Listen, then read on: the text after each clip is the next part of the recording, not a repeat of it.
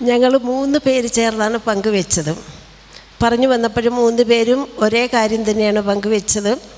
ആദ്യം ഞങ്ങൾ പങ്കുവെച്ചത് ഇതാണ്: രക്തസാക്ഷിയുടെ ചുടുനീണം വീണ് അടിസ്ഥാനമിട്ടിരിക്കുന്ന ഈ സഭ ഒരിക്കലും കുലുങ്ങുകയില്ല. അതിൻ്റെ ആ മഹാശക്തിയെക്കുറിച്ച് ഞങ്ങൾ പങ്കുവെച്ചു.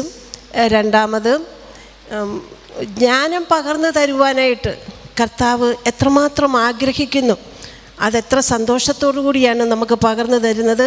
അതിനുവേണ്ടി നാം പ്രഭാതത്തിലെ ഉണർന്ന് അതിനു വേണ്ടിയിട്ട് പ്രാർത്ഥിക്കണം എന്നുള്ളത് ആ അമ്മയുടെയും കുഞ്ഞിൻ്റെയും ബന്ധത്തിലൂടെ ബ്രദർ വിവരിച്ചു തന്നത് ഒത്തിരി ഹൃദ്യമായിട്ടും ഒത്തിരി മനസ്സിനെ സ്വാധീനിക്കുന്ന രീതിയിലുമാണ് ഞങ്ങളത് സ്വീകരിച്ചത്.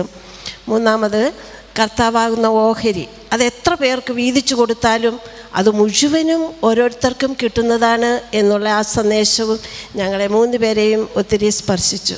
Thank you. Praise the Lord. Next please.